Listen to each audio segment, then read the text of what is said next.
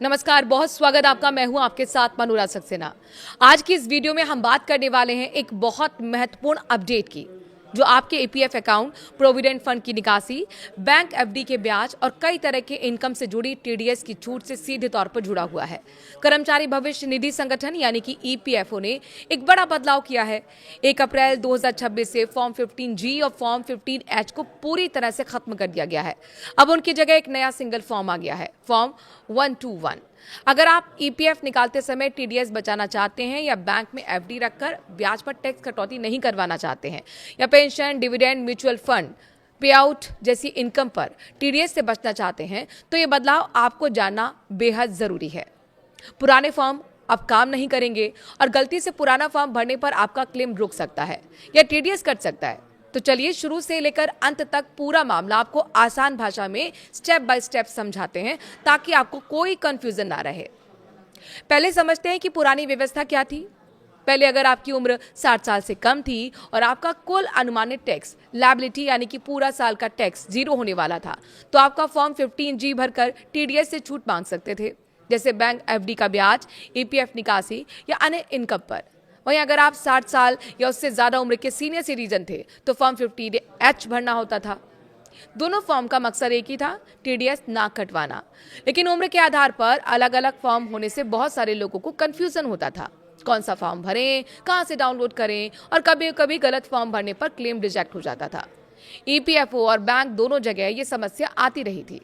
अब नया income tax act 2025 लागू होने के बाद सरकार ने इस सिस्टम को आसान बनाने का फैसला किया।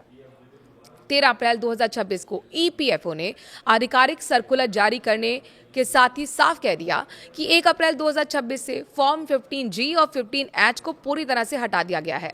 अब दोनों की जगह सिर्फ एक ही फॉर्म 121 इस्तेमाल होगा। ये एक कंसोलिडेटेड यानी कि एकीकृत डिक्लेरेशन फॉर्म है। मतलब अब उम्र का कोई झंझट नहीं है, चाहे आप 25 साल के हों या फिर 65 साल के, दोनों को एक ही फॉर्म भरना होगा। ये बदलाव नए इनकम टैक्स को रूल्स 2026 के रूल 211 के तहत आया है और इसका सेक्शन 3936 है। लेकिन याद रखें, ये फॉर्म अनिवार्य नहीं है। अगर आप टीडीएस कटवाने में कोई दिक्कत नहीं मानते हैं या आपकी टैक्स लायबिलिटी है, तो आपको ये फॉर्म नहीं भरना है। ये सिर्फ उन लोगों के लिए है जो टीडीएस बचाना चाहते हैं और उनकी टैक्स लायबिलिटी नील यानी कि शून्य होने वाली है।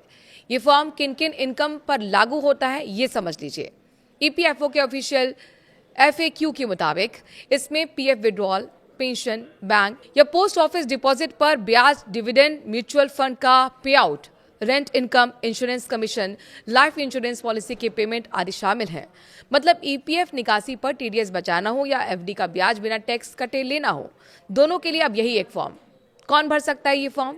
सिर्फ रेजिडेंट इंडिविजुअल यानी कि भारत में रहने वाले व्यक्ति, चाहे उनकी उम्र कोई भी हो, और HUF यानी कि हिंदू अनडिवाइडेड फैमिली, कंपनियां, फर्म्स या फिर नॉन रेजिडेंट्स यानी कि विदेश में रहने वाले लोग इस फॉर्म को भर नहीं सकते हैं और टैक्स लायबिलिटी नील है, तो आप योग्य हैं। अब सबसे जरूरी बात, फॉर्म 121 कैसे भरें और सबमिट भी कैसे करें। ईपीएफओ ने साफ किया है कि अभी डिजिटल सिस्टम पूरी तरह तैयार नहीं है, इसीलिए फिलहाल आप फॉर्म को फिजिकली प्रिंट करके भर सकते हैं, साइन कर सकते हैं और पेयर को दे सकते हैं। ईपीएफओ की वेबसाइट या इनकम टैक्स की ऑफिशियल साइट से फॉर्म डाउनलोड कर लें। फॉर्म भरते समय सारी डिटेल्स सही भरें, नाम, पैन, आधार, पता, अनुमानित कुल इनकम और ये कि टैक्स लायबिलिटी नील है। हर फॉर्म को ईपीएफओ या पेयर एक 26 कैरेक्टर का यूनिक आइडेंटिफिकेशन नंबर यानी कि UIN देना है। इसमें पेयर का सीक्वेंस नंबर, फाइनेंशियल ईयर और TAN शामिल होता है। सबमिशन का तरीका क्या है, ये समझ लीजिए। फॉर्म भरकर ईपीएफओ के अपने क्षेत्रीय कार्यालय यानी कि संबंधित पेयर को दें।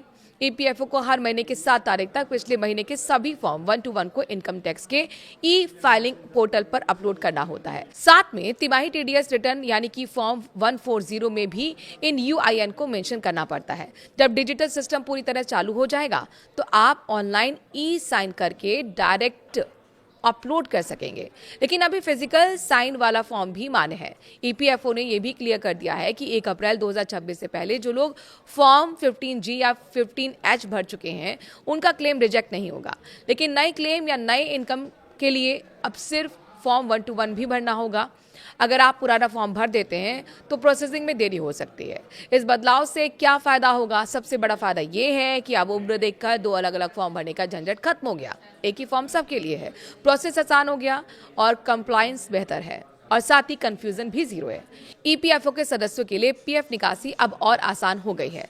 बैंक एफडी रखने वाले लोग भी बिना टेंशन के ब्याज ले सकेंगे अगर उनकी टैक्स लायबिलिटी जीरो है।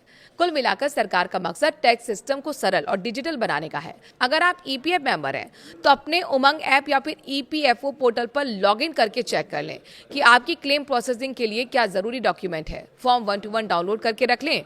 अगर आपकी टैक्स लायबिलिटी निल है तो हर साल नया फॉर्म भरना पड़ता है, ये एक बार का नहीं है। और हाँ, अगर आपका टैक्स बनता है तो टीडीएस कटवाना ही बेहतर है क्योंकि बाद में आईटीआर में क्लेम करना पड़ता है। कुछ लोग पूछते हैं कि क्या ये सिर्फ ईपीएफओ के लिए है या नहीं। ये हर पेयर पर लागू है, बैंक, पोस्ट ऑफिस, कंपनियां जहां टीडीएस लागू होता है। लेकिन ईपीएफओ ने सबसे पहले अपने सर्कुलर से इसे लागू किया। इसके लिए ईपीएफ सदस्यों को सबसे पहले पता चल रहा है। अंत में एक सलाह, हमेशा ऑफिशियल सोर्स को चेक करें। ईपीएफओ की website epfindia.gov.in, income tax India की साइट या फिर सीबीडीटी के एफएक्यू पढ़ लें। अगर आपका केस थोड़ा कॉम्प्लिकेटेड है, जैसे कि एचयूएफ है या पिछले साल आईटीआर नहीं भरा, तो किसी टैक्स एक्सपर्ट या फिर सीए से सलाह जरूर ले लें। गलत डिक्लेरेशन करने पर पेनल्टी भी लग सकती है। बहरहाल, ये अपडेट आपके पैसे से जुड़ा है, इसीलिए इसे अपने दोस्तों और परिवार के साथ शेयर जरूर करें। अगर वीडियो पसंद आया है तो लाइक भी करें और कमेंट में बताएं कि आपने फॉर्म 121 के बारे में पहले सुना था या फिर नहीं, और सब्सक्राइब करके बेल आइकन दबा दें ताकि ऐसी महत्वपूर्ण अपडेट आपको समय पर मिलती रहे।